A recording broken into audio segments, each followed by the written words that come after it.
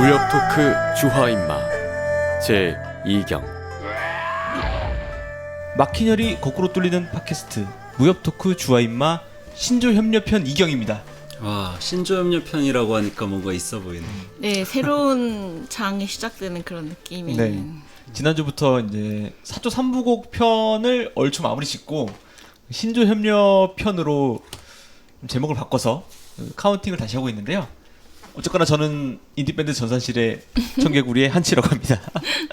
예, 저는 중세문학을 공부하고 있는 야부입니다.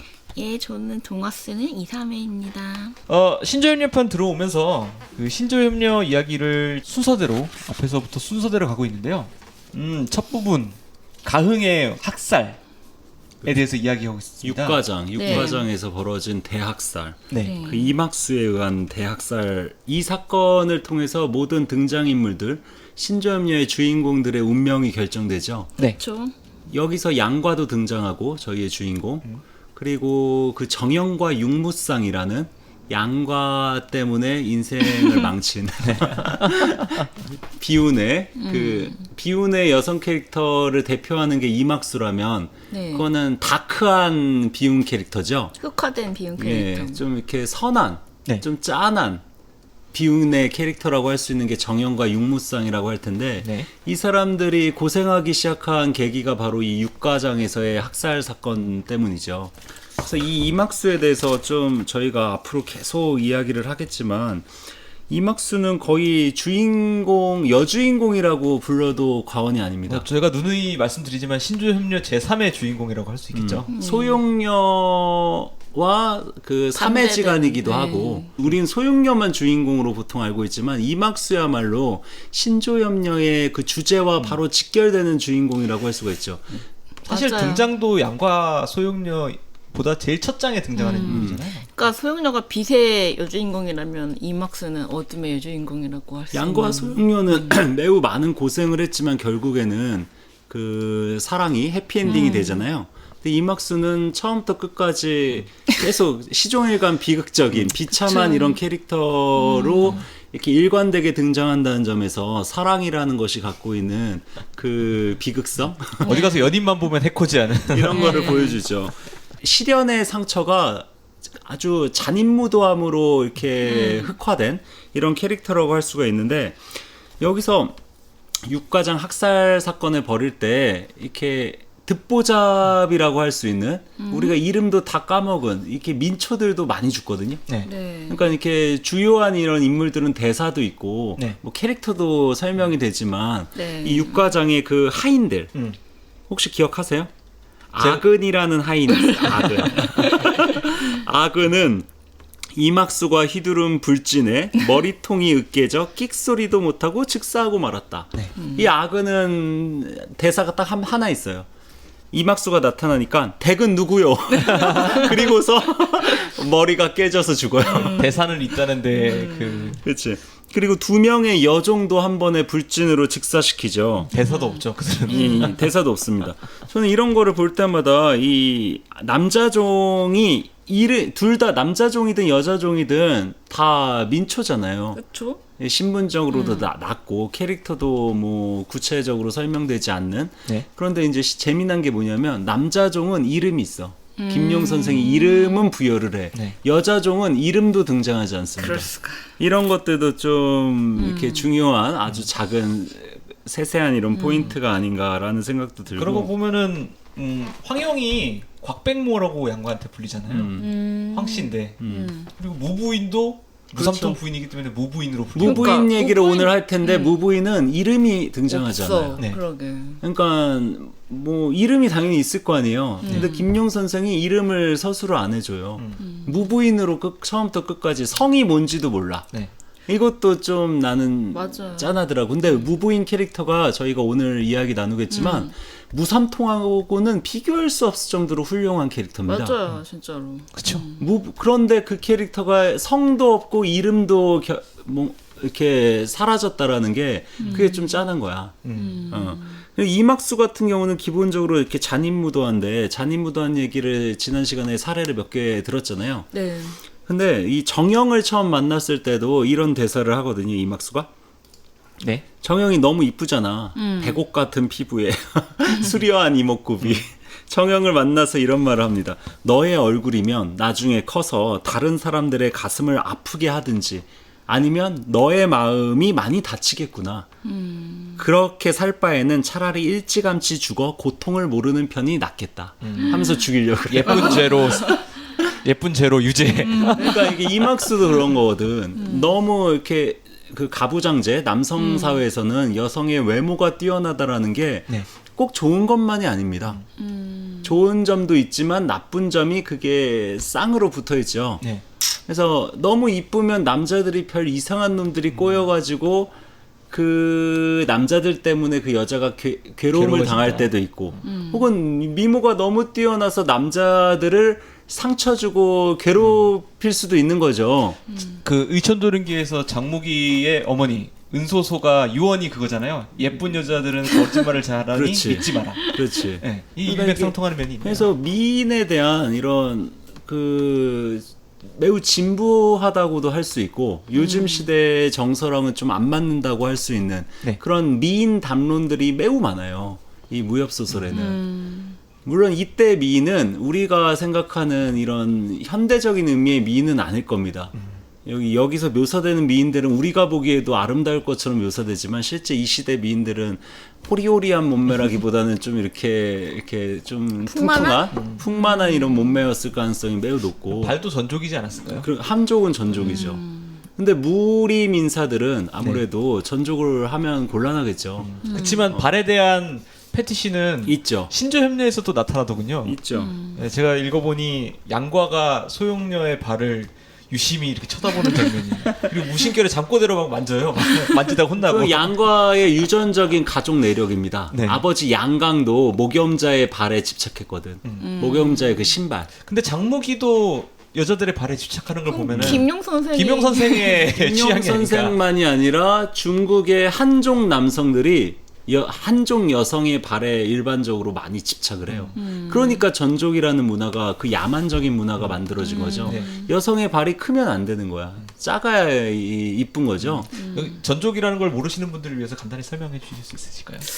그러니까 발이 성장하지 않게 커지지 않게끔 어렸을 때부터 인위적으로 발의 크기를 이렇게 묶어두는 거죠. 네. 그러니까 되게 뭐 요즘으로 따지면 이슬람 문화에서 막 이렇게 좀 성차별적인 이런 그 문화들이 여러 가지가 있잖아요. 여성 할례라든지 그런 거의 동아시아 버전이라고 할 수 있는 게 전족이 아닌가. 그래서 전족이라는 게 다른 이런 조선인들이 보거나 뭐 외국인들이 보기에는 되게 이상한 이런 풍습이라는 거죠. 네. 이게 부자연스럽잖아.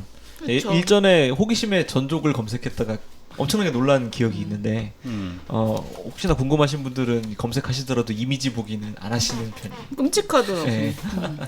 어쨌든 본론으로 돌아와가지고요. 예. 그래서 오늘은 저희가 지난 시간에 다뤘던 육전원, 하원군, 그리고 이막스 무삼통이라는 주요한 인물들, 네. 그 사건의 원인을 제공한 이런 사람들과 그 주요한 캐릭터들 이외에 그 사람들의 주변 인물들 중에 저희가 이 중심 인물들보다 더 중요한 이런 역할과 행동을 한 분들이 제 생각에는 융립정이라는 그 육전원의 동생과 그리고 무삼통의 이름 없는 아내인 무부인 이 두 명 캐릭터가 저는 되게 다시 읽으면서 너무 의미심장한 거야. 우리는 이름들조차 까먹었지만 융립정은 형과 달리 무공이 대단히 뛰어난 것도 아니고 그렇다고 해서 뭐 강호의 경험이 많은 것도 아니고 그냥 전형적인 좋은 집안에서 태어난 금수저거든요. 네. 전형적인 귀공자 출신이에요. 근데 형 육전원이 지은 죄도 아니지만 사실은 형 육전원이 얻은 원한으로 이제 불기의 계기 되는. 그래서 캐릭터가 좀 짜네요, 많이. 가령 무공을 형에게 배웠거든요. 네. 근데 성격이 되게 조용한 편이야. 막 이 여자 저 여자 막 이렇게 육전원처럼 이렇게 페로몬을 풍기고 다니는 타입도 아니고 되게 성실하고. 네. 그리고 한 번도 강호에 나간 적이 없대. 네. 그러니까 경험도 없고 임기응변조차 매우 약한. 네. 그러니까 무공이 대단히 세지도 않고 머리가 똑똑하지도 않고 철부지 금수저 느낌이 나잖아요. 그냥 평화롭게 잘 살고 있었는데. 그런데 꼭 그렇게만 볼 수가 없다라는 게 그 뒤에 중요한 사건에서 서술이 돼요. 네. 혹시 기억하세요? 그 정령과 육무쌍이 그 육립정의 딸 아니겠습니까? 네. 육무쌍이 딸이고 정령은 아주 친족, 조카라고 할 수 있는 게 정령입니다. 네. 그러니까 육무쌍의 사촌이라고 묘사가 되는 거예요. 육립정의 아내와 그 정령의 어머니가 자매예요. 네. 그러니까 육립정에 있어서는 뭐 육부인 입장에서는 정령이 조카가 되는 거지. 네. 그 정령과 육무쌍과 관련해 가지고 벌어진 중요한 사건 하나가 손수건 관련한 에피소드 기억나세요? 그게 안 나. 손수건. 그게 이막수가 육전원이랑 사랑을 할 시절에 육전원에게 건네준 비단 이막수의 손수건. 손수건이거든요.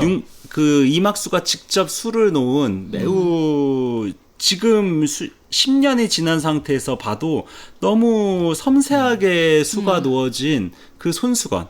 예. 그 육전원이 그 손수건을 가지고 있다가 육립정에게 전해주죠. 네, 자기가 죽을 시점에 육전원에게. 아니 육전원이 이막수가 육전원에게 선물로 주고 육전원이 죽을 때 동생 네, 그쵸. 육립정에게 주면서 혹시 나중에 이막수가 찾아서 해코지 하려고 그러면 이 손수건을 보여주면 나와의 정의를 기억해서 좀 살려주지 않겠니? 네. 라고 이렇게 아주 대책 없는 뭐 그런 유언을 하고서 자기가 살아있을 때 이막수를 해결을 하든가 네. 아니면 10년을 좀 계약을 갱신해가지고 좀 늘리든가 그냥 가버렸어. 아니면 이렇게 아프지 말고 살아있든가 네. 그리고서 육전원이가 하원군이랑 같이 죽으면 모든 일이 해결이 되잖아. 네. 그래서 이 사건은 이 손수건이라는 게 이막수의 그 리즈 시절에 순수했던 이런 한 그 모습을 보여주는 매우 중요한 상징물이거든요. 그래서 육립정에게 이게 위기의 순간에 써먹으라고 육전원이 준 거야. 근데 육립정이나 뭐 육부인이나 뭐 이렇게 무공이 워낙 약하고 네. 무부인도 무공이 아주 약한 건 아니지만 이막수에게는 비교가 안 될 정도이고 그러니까 뭐 다 이렇게 대책 없이 그 혈수인 혈수인인가 그 혈수인 6개 9개죠. 9개. 9개가 찍힌 거에 대해서 어떤 식으로 대응해야 될지 전혀 감을 못 잡거든요. 게다가 이게 그 육전원이랑 그 하원군의 무덤은 다 파헤쳐져서 시체까지 훼손된 상태 아닙니까? 네. 그렇죠. 물론 그거는 무삼통의 지시지만 그 파헤친 건 그렇지만 그거 시체를 이렇게 그쵸. 예. 그거는. 동해 쪽이랑 무슨 저기 태백산인가? 네. 그쪽에 널리 퍼뜨린 거는 네. 절대 죽어서도 만나지 못하게 한 거는 이막수죠. 그쵸. 그러니까 이 육립정은 이미 부상을 당해서 죽으려 그래. 육부인도 크게 다쳐가지고 지금 죽기 직전이야. 그 상황에서 육립정이 정령에게 그 손수건 이막수가 자기 형에게 준 손수건을 주면서 목에 묶고 절대 풀지 말라고 당부해요. 근데 이게 대박인 거야. 왜? 자기 딸이 아니라 자기 부인의 조카에게 그러게. 이 손수건을 준 겁니다. 그러니까 육부인 입장에서는 지금 죽기 직전이야. 정신이 혼미한 가운데서도 남편의 이 말을 듣고 두 눈을 번쩍 뜨면서 왜 무쌍이에게 주지 않는 거죠? 근데 이해가 되잖아. 네, 이 둘은 이게 어떤 맥락인지 아는 거야. 이 손수건이 의미하는 바가.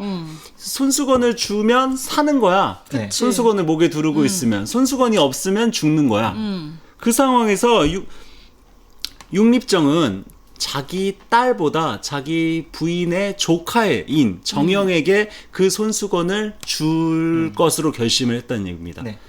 그러니까 육부인은 너무 다급해지는 거야. 마음이 너무 지금 죽기 직전인데도 당신 너무 한다고. 어떻게 친딸을 내팽개칠 생각을 하시냐고.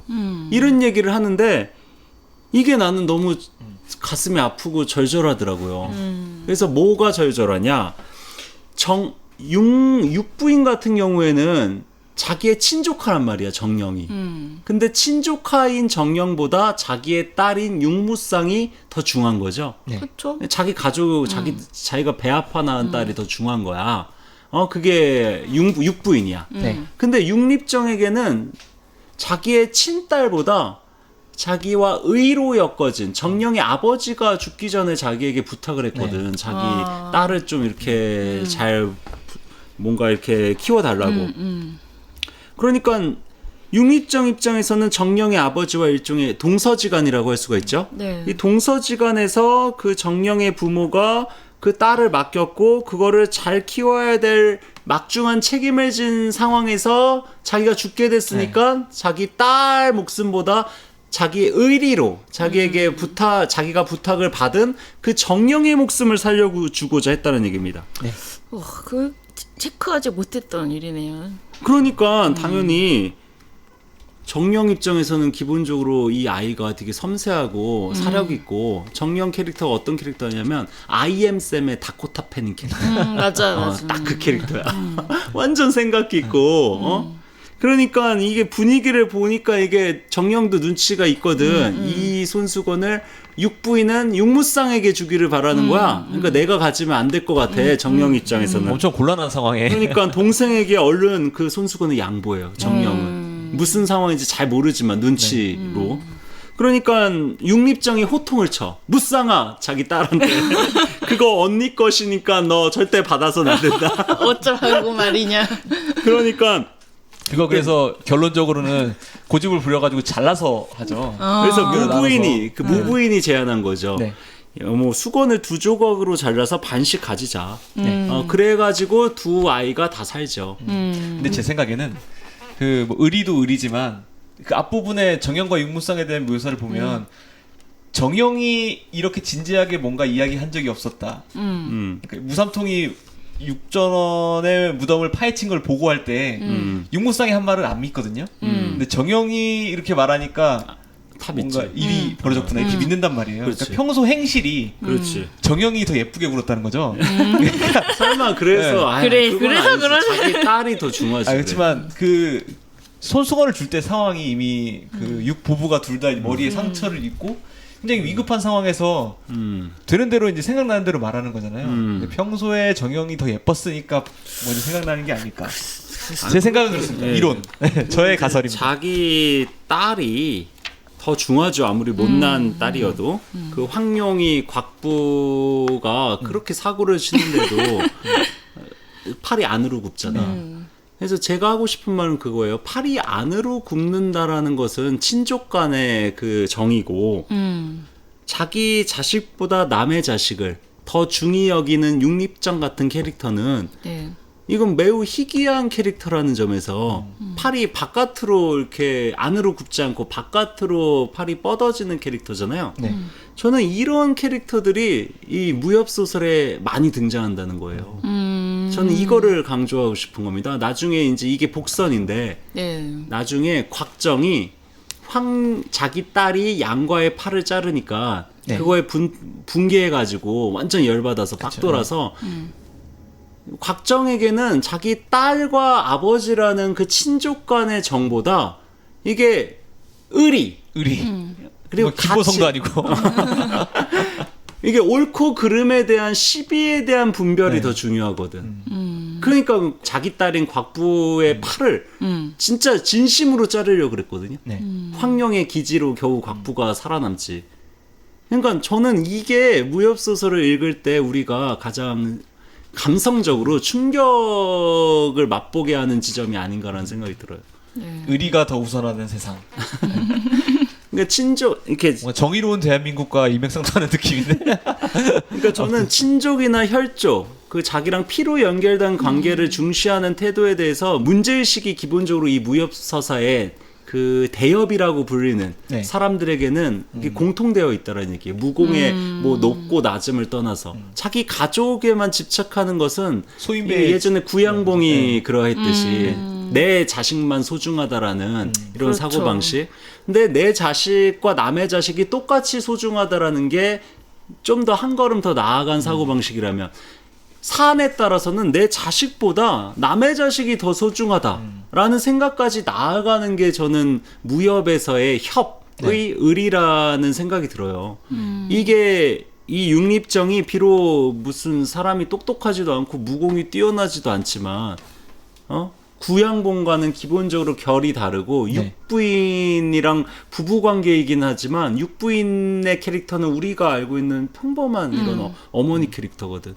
제가 이런 자기 딸을 소중히 여기는 마음이 폄하하려는 게 아니라 네. 그거 너머에 있는 어떤 윤리라는 것을 그 육립정이 뭔가 보여주고 있다. 네. 저는 이게 되게 좀 재미있는 이런 설정인 것 같아요. 이게 계속 반복된다고요. 김용 소설에는. 이 1, 2, 3부에는 이런 캐릭터들이 그쵸. 계속 등장합니다. 자기 가족보다 자기가 지켜야 될 가치나 어떤 약속, 믿음 이런 거를 더 중시하는 캐릭터들. 이거는 좀 보면서 작은 주인공이라서 놓쳤던 부분을 다시 강조해서 알게 됐네요. 그래서 우리가 아까 잠깐 이야기를 안 한 건데 이 비단수건 관련해서도 이 비단수건이 그 거기에 붉은 꽃이 그려져 있거든요. 네. 그 붉은 꽃이 대리국에서 가장 유명한 만다라 꽃이래요. 네. 이막수가 자기 자신을 비유해서 그 붉은 꽃을 그렸다고 하더라고요. 그리고 녹색의 잎사귀가 그 붉은 꽃 주변에 그려져 있는데 그 녹색의 잎사귀는 그 녹자, 푸를 녹자가 그 육자와 육전원의 육자와 발음이 비슷하대요. 그러니까 이게 자신이 사랑하는 육전원을 상징하는 이런 그 풀이라는 거지. 그래서 기본적으로 순수건 자체가 육전원과 그리고 그 이막수가 가장 사랑했던 시절을 상징적으로 그림으로 표현해낸 그 작품이라는 거죠. 그렇기 때문에 이게 정표가 되는 거고 정물이 된다라고 볼 수가 있을 것 같아요. 그래서 이런 손수건이 나중에 혹시 기억하십니까? 이 손수건이 나중에 이 잘려진 반쪽의 손수건이 정령이 하나, 육무쌍이 하나씩 갖고 있는 이 손수건이 나중에 누구에게 다 돌아오는지? 그 부분까지 제 예. 기억이 안 나요. 그 손수건이 이막수에 의해서 정령과 육무쌍 양과가 다 같이 죽을 뻔한 상황이 생겨요. 네네. 한 이 사건으로부터 한 10년 정도 지나서. 네. 그때 정령이 갑자기 몰래 융부상 없는 데서 그 양과를 찾아오더니 이 손수건을 갖고 계시라는 거야. 결국 양과가 양과는 무슨 뜻인지도 모르고 이 맥락 그 사연을 모르니까 네. 이 손수건을 꼭 갖고 있다가 이막수 오면 이거를 보여주라고. 근데 그리고서 막 부끄러워하면서 그러니까 이 양과는 지금 이게 무슨 상황이야. 잘 이해가 안 된 상태에서 신신당부하니까 손수건을 받습니다. 네. 그래서 조금 있다가 또 육무쌍이 몰래 찾아오더니 정령 언니한테 얘기하지 말라고 하면서 또 손수건을 줘요. 그러니까 정령도 자기 동생에게 얘기하지 말라 그러거든요. 네. 그러니까 각자 자기 목숨보다 양과 목숨을 더 중히 여긴 거예요. 그치.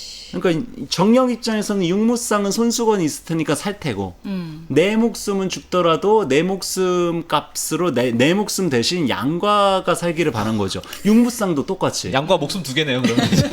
그러니까 이 둘 다 손수건을 반씩 자른 거를 줘가지고 양과가 이게 이상하다 하면서 이 손수건 반쪽짜리 손수건을 맞춰보니까 하나의 그 손수건이 나오는 거죠. 네. 그리고서 이막수가 나타나요. 이막수가 나타나자마자 양과가 그 손수건 두 개를 이막수 앞에 던지더니 맨전에 야 얘다 이거 가져가라 그러면서 그러니까 정령과 육무쌍이 깜짝 놀라면서 서로를 쳐다보면서 부끄러워하죠.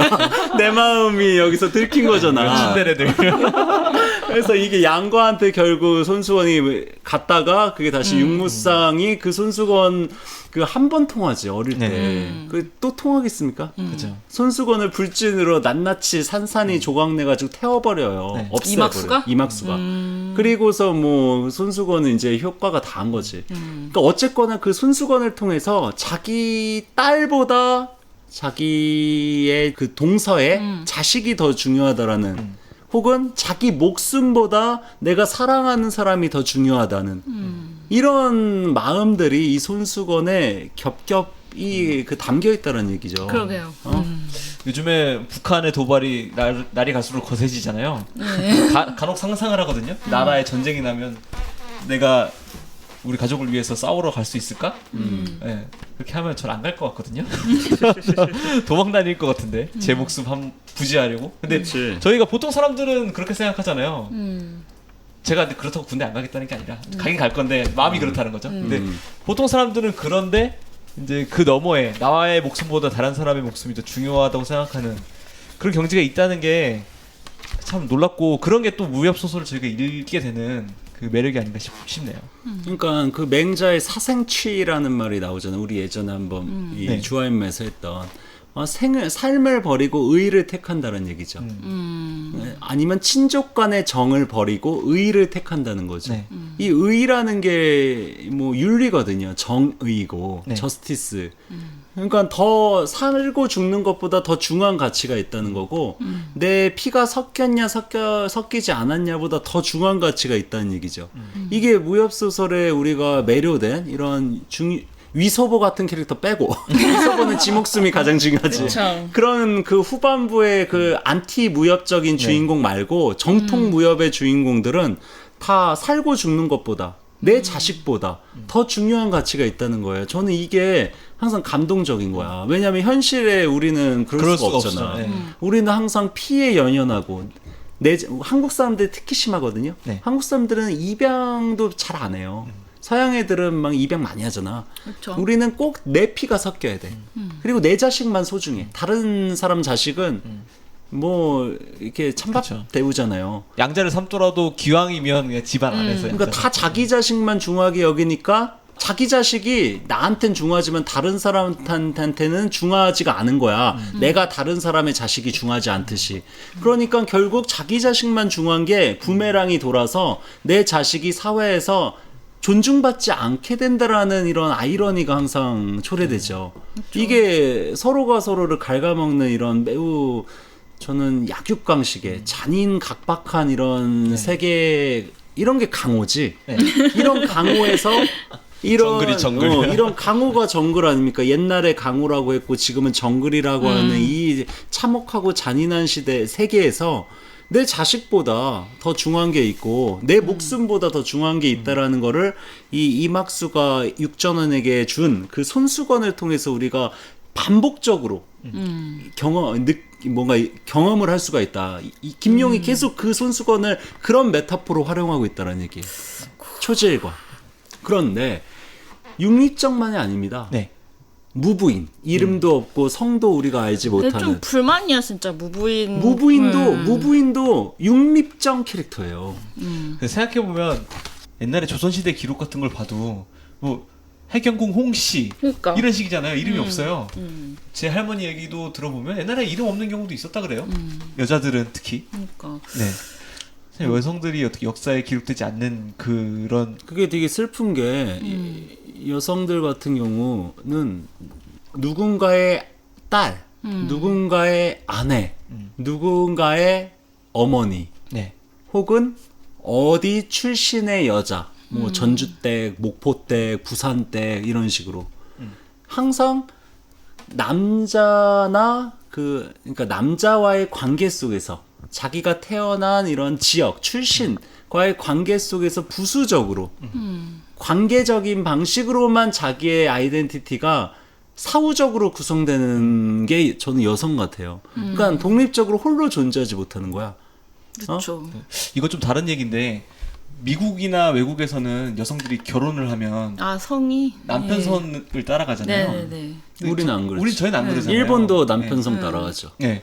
근데 전 이게 굉장히 좋은 거라고 항상 생각했거든요. 남편 네. 성을 따라가는 게? 아니요, 그냥 저희 우리처럼? 네, 각자 성을 유지하는 게 뭔가 더 좋아 보인다라는 생각했는데 얼마 전에 외국인 친구를 만나보니 걔들은 그렇게 생각하지 않는 경우도 있더라고요. 그러니까 그렇게 되면 그 여자 혼자만 그 가족에서 성이 다른데 그거는 곤란하지 않나? 이렇게 생각하더라고요. 그래요? 네. 보는 시선이 다 다양해. 그 이건 시선이 이제 다르다고 느꼈어요.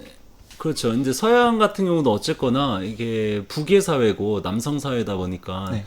남자성을 중심으로 모두가 동질화되는 것이라고 할 수가 있겠죠. 네. 그러니까 이거를 차라리 선택을 하게 하면 남자성을 따를지 아내성을 따를지 저는 아내성을 따를 것 같은데 난 내 성씨가 너무 싫어. 아니면 요즘에 그런 경우 있잖아요. 두개 같이 하는 두 개의 거? 성을 같이 쓴다든가. 근데 이게 또 문제가 이게 두 개의 성을 같이 써서 성이 두 개가 됐어 자식이. 근데 다른 두 개의 성을 쓰는 사람과 결혼을 해서 자식을 낳으면 성이 네 개가 되나?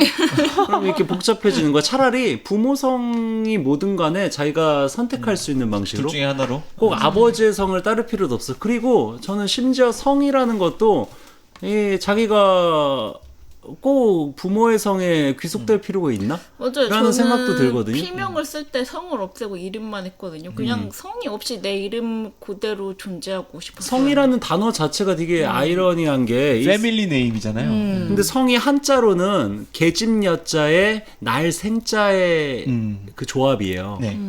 한자가 네. 여자가 낳는다라는 뜻이거든요. 네. 그러니까 성이라는 거는 여자가 여자를 낳고 그 여자가 다시 여자를 낳는다라는 전형적인 모계사회 흔적을 보여주는 게 성씨의 성이라는 한자의 원래 의미인데 그치만 성은 남자 성을 그치. 따라가는. 그러니까 이게 아이러니하네요. 역설적이라고. 성의 한자는 여성의 모계사회적인 흔적을 보여주는데 실제로는 남성 중심적이잖아.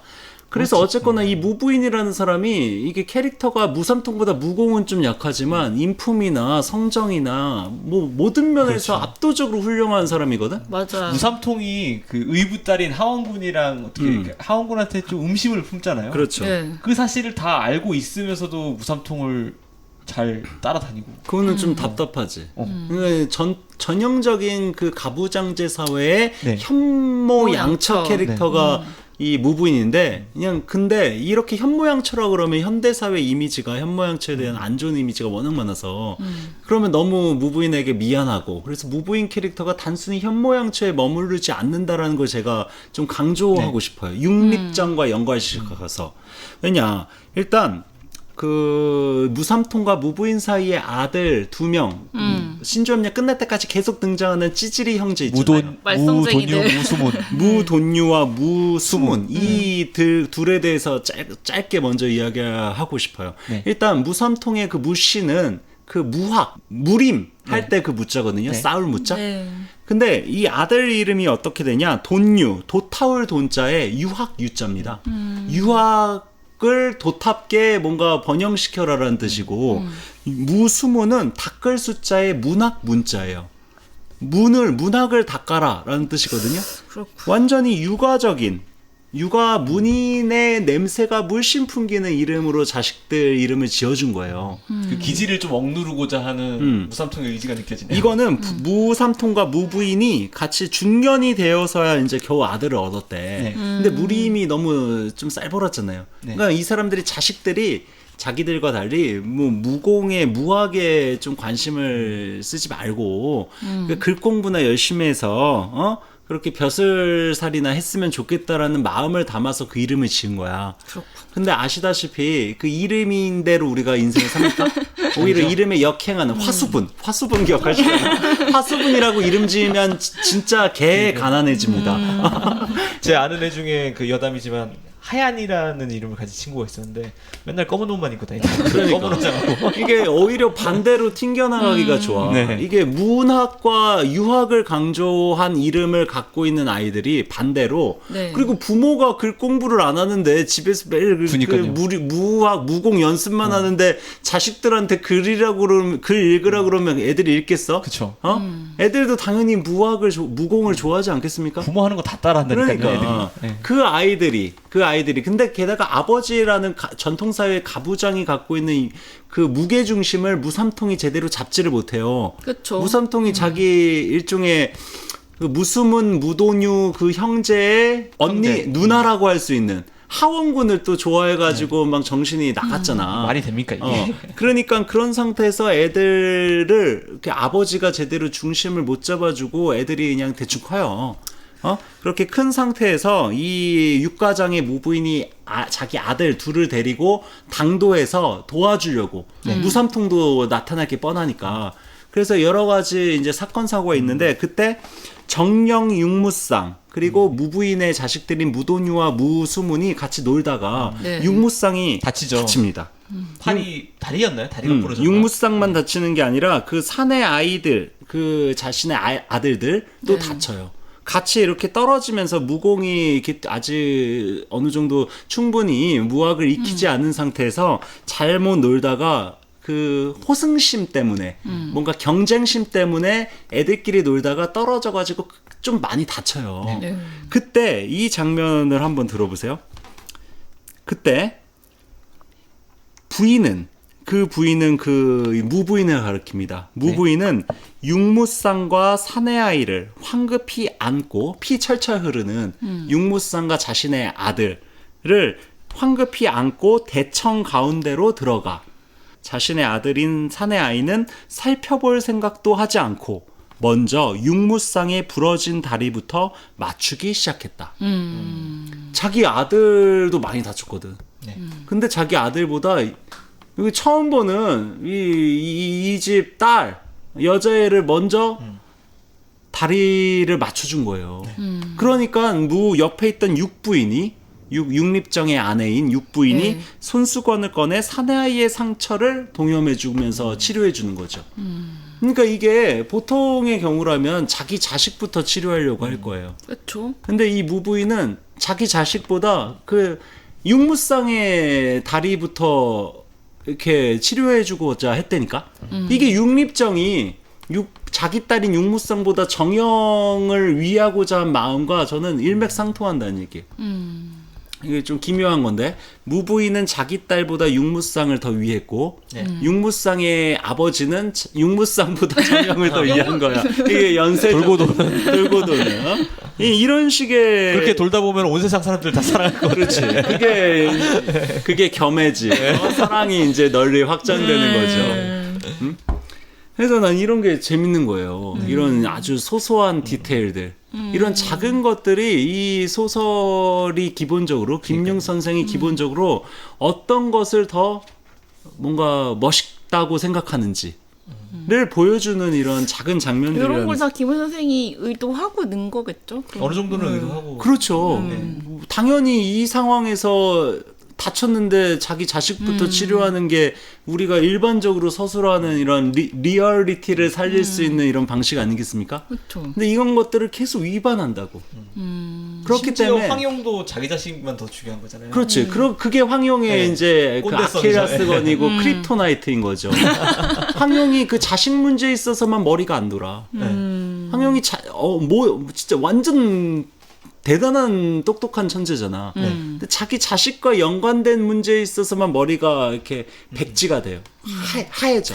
김원 선생 어떻게 보면 좀 똑똑한 사람을 갖다가 안 좋아하는 그런 경향이 아니요, 있는 것 똑똑한 사람 같아요. 좋아하지. 그것은 제 생각에 선생님. 앞선 작품에서 좋게 나왔던 사람을 그렇지. 뒷작품에서 그렇지. 망가뜨리길 좋아하시는 아. 거죠. 김용이 황약서를 얼마나 좋아해요. 맞다. 황용이 어렸을 때는 그 사파기질이 있었거든요. 곽정 만나는 그 순간 직전까지는. 그러다가 곽정 때문에 곽정만 황용의 영향을 받은 게 아니라 황용도 곽정의 영향을 받아서 많이 그 순화됐지. 사악한 기질들이 많이 사라졌어. 거의 다 사라졌어. 그래서 황용이 양과를 싫어하는 게 어이가 없는 게 양과 어릴 때 모습이 황용 어릴 때 모습이랑 똑같아요. 근데 이게 이해는 되지. 자기랑 닮은 존재를 싫어하는 거죠. 동족 혐오. 그리고 그 소설에 보면은 어쨌거나 황용 때문에 황용이 좀 뭔가 기여를 해서 양강이 죽었잖아요. 죽으니까 나중에 양과가 그 사실을 알고 복수하면 어쩌나 뭐 약간 그런 그렇지. 기우를 그런 것도 미리 있지. 했던 것 같아요. 그렇지. 네. 아무튼 이런 상황에서 이런 위기의 순간에 육립정의 평범한 부잣집 금수저인 줄 알았던 육립정의 의기로움이 드러나는 거고 그 네. 위기의 순간에 무부인이 자기 자식보다 육무쌍을 더 중시한다라는 더 뭔가 위하는 그런 의기로움이 드러난다라는 거. 저는 이런 부분들이 이게 처음부터 끝까지 초질과 이어지는 이 신조협례 하나의 신조협의 협의 정신을 보여준다고 생각해요. 그럴 수 근데 있겠네요. 이 협의 정신은 되게 이렇게 위태로운 거여서 왜 위태롭냐? 이렇게 우리가 사이보그가 아닌 이상 내 자식보다 무조건 남의 자식을 먼저 위해야지? 이렇게 이게 아무리 옳은 것처럼 어떤 상황에서는 윤리적으로 보인다 하더라도 실천한다라는 건 매우 어려운 일입니다. 제가 맞아요. 머리에 막 맞아가지고 피나고 이 상황에서 그렇게 생각하기 좀 어려울 것 같긴 해요. 그렇지. 네. 그렇기 때문에 양과의 캐릭터는 그 사이에서 끊임없이 갈등하는 캐릭터예요. 양과는 인간적인 인지상정이라고 할 만한 감정에 이렇게 포획돼 가지고 뭔가 이렇게 괴로워하는 장면들이 계속 등장하거든요. 감정에 휘둘릴 것이냐 아니면 의로 나아갈 것이냐 이 사이에서 끊임없이 이렇게 갈팡질팡해요. 결국에는 그 수많은 곽정을 죽이려고까지 했었잖아. 그쵸. 맞아요. 자기 아버지 우리 무협 소설의 가장 신파적인 이런 클리셰가 자기 아버지의 복수를 아들이 하는 거 아닙니까? 이게 친족 간의 정에 포획된 이른바 이런 무림 인사들의 복수 혈전 아니겠습니까? 네. 자기 친족, 자기 아버지가 중요한 거야. 아버지가 개 사이코든 뭐든 상관없이 자기 아버지를 죽인 사람에게 자식된 자로서 무조건 그 복수를 해야 돼. 그렇지만 생각해보면 김용수 소설에는 사부의 원수를 갖기 위해 쫓아다니는 경우가 더 많은 것 같아요. 그러니까 김용선선 기본적으로 부모의 원수를 자식이 갚는다라는 그 우리가 알고 있는 양산형 무협 소설의 그 흔한 그렇죠. 설정을 별로 좋아하지 않아요. 거의 못 본 거. 그러니까 양과가 자기 아버지의 복수를 한다라는 건 곽정을 죽인다라는 거거든. 그 복수가 성공해서는 안 돼. 네. 그러니까 양과도 괴로운 거야. 기본적으로 곽정은 자기 사부의 복수를 하고자 했지만 곽정이 뭐 복수를 했습니까? 못했죠. 곽정도 복수 실패했어. 기본적으로 복수는 실패하기 마련이라는 거예요. 김용 소설에서는. 양강이나 뭐 구양봉이나 뭐 우연에 의해서 뭐 그렇지. 이렇게, 해결이 됐죠. 그래서는 이런 것들이 좀 재밌는 거예요. 재밌네, 진짜. 기존의 그 전형적인 그 장르적인 이런 장치들을 계속 이렇게 미끄러지면서 다른 방식으로 이 친족보다 더 중요한 것이 있고 복수, 부모의 복수보다 더 중요한 것이 있다라는 거. 예전에도 얘기했지만 뭐 정인이 산이 이런 네. 것들이 이렇게 딱 무자르듯이 구분이 안 된다라는 거. 이게 자기가 속한 국가나 어떤 이런 체제라는 거에 온전하게 맹목되지 않는다라는 거. 저는 이 강호 무림의 이 멋진 이런 매력적인 캐릭터들의 기본 성향은 홍칠공이나 뭐 1등 대사도 그렇고 황약사도 그렇지만 기본적으로 좀 코스모폴리탄적인 성향들이 있다라는 거예요. 세계 시민으로서 자기 뭐 황제에게 명령을 복종합니까? 자기 국가에 집착합니까? 백성을 위하는 거지. 그리고 어떤 의와 협을 중시하는 거죠. 그렇죠. 정에 매몰되지 않는다는 얘기입니다. 네. 정을 그렇다고 해서 막 완전 차갑게 뭐 이렇게 무정하게 하지도 않지만 정 그 자체의 자기 삶을 모조리 포박당하지도 않는다라는 거죠. 저는 이런 캐릭터들이 너무 멋있는 거야. 이게 우리가 살고 있는 시대의 그 흔한 대중문화에서 이런 캐릭터들이 별로 등장을 안 하거든요. 현대 서사에서는. 그렇군요. 예, 오늘도 뭐 재밌게 이야기를 나누다 보니까 시간이 훌쩍 갔는데요. 오늘 이야기한 주제에 대해서 좀 더 깊게 또 듣고 싶으신 대원님들께서는 사조 선부국 편 제23경 서독 구양봉의 내 자식만 중하다니즘 들어보시면 많이 도움이 될 것 같습니다. 네. 내 자식이 가장 중요한 이런 그 현대 그 상징적 드라마는 저는 예전에도 한번 얘기했는데 잭 바우어 형께서 출연하시는 24시 거기는 보면 잭 바우어도 자기 자식이 중하거든. 네. 테러리스트들도 자기 자식이 중해. 다른 사람은 안 중해. 자기 자식만 중해. 근데 잭 바우어는 주인공이어서 자기 자식도 살리면서 다른 사람도 살릴 수 있는 상생의 길을 항상 뭔가 이렇게 온갖 이런 그 스릴러적인 장치와 속임수 이런 것들을 통해 가지고 이렇게 아주 힘들게 구현을 해내죠. 테러리스트들은 막 대량 살상, 막 자기 종교나 이념에 기초해서 수십만 명을 막 사람들 죽이는 놈들이잖아. 그 24시에서 네네. 묘사되는 테러리스트. 근데 자식들 잡아다가 막 이렇게 잭바우가 고문하고 그러면 다 자백해. 그 테러리스트 자식들 잡아서 고문하면. 저도 영화 하나 추천드릴게요. 이 리암 니슨 주연의 테이큰 한번 보시면 그러니까 이게 또 자식을 건드리면 그게 아주 좀 복수열정 그냥, 같은 건데. 자식 건드렸다고 파리를 쑥대밭으로 만드는. 네. 오늘 재밌게 방송 잘 마쳤고요. 네. 야부님, 이사배님 고생 많으셨습니다. 네. 연휴 잘 보내시고 저희는 또 재밌는 주제로 다음 주에 돌아오도록 하겠습니다. 네. 감사합니다. 전명. 본 방송은 인문예술 공유지 물레단, 전산실의 청개구리, 그리고 북극곰 사운드 및 많은 동료 뮤지션들의 도움으로 제작되었습니다.